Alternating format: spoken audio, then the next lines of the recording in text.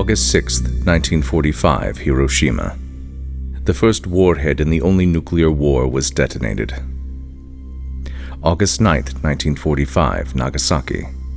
The last warhead of the only nuclear war was detonated. October 1962. The United States and the Soviet Union, the world's two superpowers, are ready to annihilate each other over new Soviet nuclear missiles in Cuba. The existing 20,000 nuclear warheads on both sides were put on the ready. The US blamed the Soviets blamed the US. The world's entire population waited in horror as only John F. Kennedy and Nikita Khrushchev held the fate of humanity in their collective hands. What circumstance drove humanity to a moment in time where the likelihood of nuclear annihilation was even possible? What was the formula that created such a scenario? How was this most dangerous situation diffused? Is it possible that a single photo held more power than 20,000 nuclear weapons? Could a single photo dominate two superpowers? The Road to Nuclear Annihilation. Chapter 1. Software Drives Humanity. Every computer is a combination of hardware and software. The human machine works exactly the same way. The hardware is the heart, lungs, blood vessels, bones, muscles, brains, nerves, skin, fluids, and so on. The software contained in the human brain controls the living functions and dictates actions of the human. Free will? A computer has no free will. Software priorities. Maintain individual life. Human software number 1 maintains the human life by demanding fuel and operating all the needed hardware of life. Software number 1 commands the lungs to inhale and induces hunger and thirst. These 3 operations supply the human with fuel to generate muscle movement, cell division, electrical activity, and untold millions of other commands. Software number 1 also operates and manages the organs of the body. The human operator just follows instructions from the brain. The human consciousness has no need to worry about hormones being delivered by the thyroid or the chemistry of the kidneys or the amount of oxygen being transferred to the bloodstream. Life is automatic. Only when the software or the hardware fails does the operator even give this entire scenario a second thought. Rules for millions. Human software number 2 supplies the rules and regulations for humans to survive outside the human body in as large numbers as possible. These rules are contained in the religions, cultures, and societies that the human brain has created. To supply 3 very important aspects of human existence, it appears that the human brain created every religion, every culture, and every society. The similarity of human groups across time and distance supports this claim. With no real evidence of aliens, the smoking gun in every instance is the same human brain. Software package number 2 consists of 3 major subroutines that all work in unison for the final desired outcome.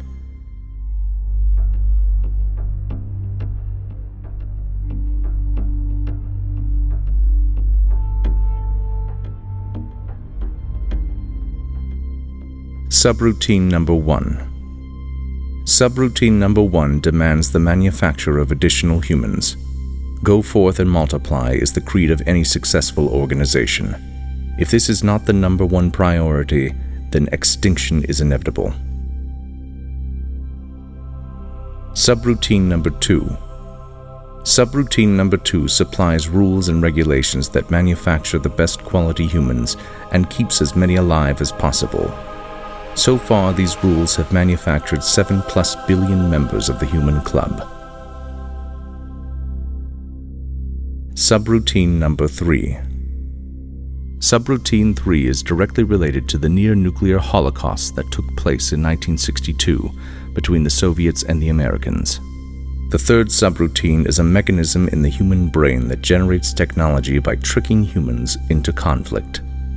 The third subroutine divides humans into as many groups as possible and demands that each group create a singular identity from any other group. The difference function of this subroutine is to inevitably cause mistrust between groups, and mistrust usually turns into conflict, and conflict turns into war. The purpose of such interaction is to create a scenario where humans are threatened.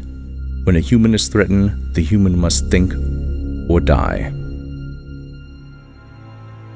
Checking back over the last 250 years, the war-technology relationship reveals that 90% of major human developments have come from war. Here are just a few of the major examples. American Revolutionary War gave rise to government technology never before seen on Earth. The American Civil War contributed medical, railroad, telegraph, and manufacturing technology. World War I defined airplane technology. World War II was responsible for increased manufacturing capability, nuclear power, jet engines, sonar, and rocket technology.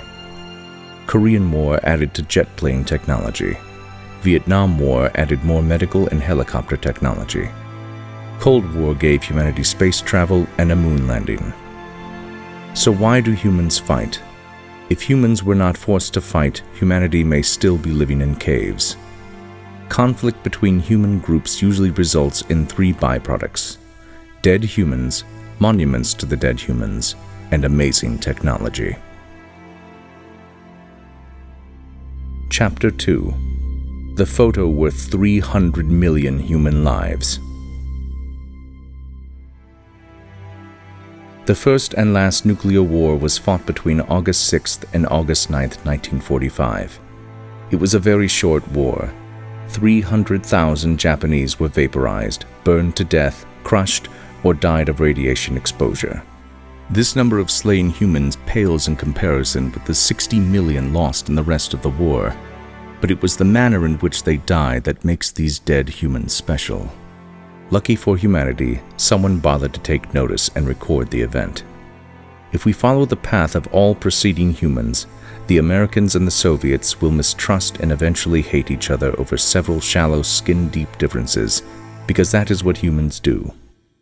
The Americans and the Soviets are exactly the same at the core level, but the software in the brain creates the illusion that a different human can't be trusted and is planning an attack right now. Already in place was the general mistrust between America and the USSR because of different languages, different clothes, different food, and a different God. This set the stage for what followed at the conclusion of World War II.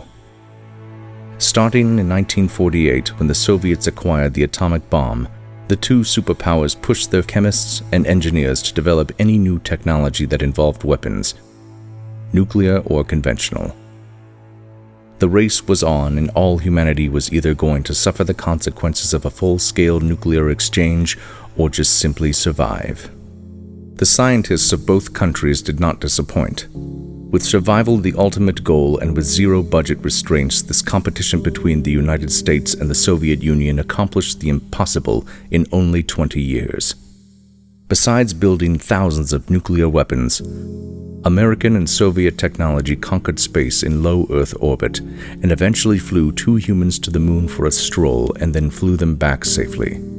This is exactly the type of competition the human brain is ultimately after. With nuclear annihilation looming on the horizon, the politicians, scientists, chemists, and engineers were working under the ultimate motivation. Times of great stress produce optimum human achievements. Times of great manipulation create wonders beyond belief. Is it any surprise that humans are always manipulating each other when the human brain is doing the same thing every second of every day to every human alive? With this competition between the US and the USSR explained, it is easy to see the behind-the-scenes workings of the Cuban Missile Crisis. After 15 years of mistrust, suspicion, espionage, and weapons buildup, the superpowers had no choice but to confront each other. The US outnumbered the Soviets 20-1 in nuclear warheads. The Soviets had nuclear-tipped missiles ready to launch from Cuba. Each side had certain advantages. Each side's military was sure they would win the day. How did humanity avoid destruction? It was blind luck that enabled humanity to pass through the nuclear window without total destruction. The luck was manufactured in the all-out insanity of World War II. There was so much destruction and death for so many years that the use of the A-bomb on Japan was a foregone conclusion. The rumor has it that President Truman didn't even authorize the use of the bomb. The atomic bomb was just connected to the juggernaut that was the US military. Also lucky was that Emperor Hirohito of Japan was willing to sacrifice all the Japanese people to defend his regal world. It was lucky that the first nuclear war was one-sided. Not only did the use of these bombs end the war, but it set the stage for the peaceful conclusion to the Cuban Missile Crisis. So there is absolutely no argument on dropping the bomb, especially since you can't go back and not drop it. Whether it saved 1 million American soldiers in the invasion of Japan and 10 million Japanese civilians is immaterial, as the bombs in 1945 truly did prevent any larger nuclear attacks in the future, especially in 1962. The images of destruction and the video of the survivors set a precedent that nuclear bombs are not a good thing. No matter how close the US and USSR seemed to be heading to nuclear destruction, no one on either side was ever going to launch an attack. In October 1962, there was a single photograph placed on the desk of President Kennedy in the White House and on the desk of Soviet Premier Nikita Khrushchev in the Kremlin. As the Cuban Missile Crisis deepened and each country was prepared to annihilate the entire world, secretly each leader was looking at a photo of the remains of a charred human from Hiroshima. Late every night, that photo weighed heavily on Kennedy and Khrushchev. There was no way in hell they were going to let this happen again on their watch. Humans learn quickly, and it was determined that nuclear warfare was not a solution to any dispute, and 70 years of nuclear peace demonstrates this. The single photo of a nuclear bomb victim trumped the weapons and the egos on both sides and possibly saved 300 million human lives. Without the sacrifice of Japan, the world leaders would not have been privy to seeing the results of nukes and humans together. It appears that once is enough to understand the animal that is nuclear war. Arigato, Japan.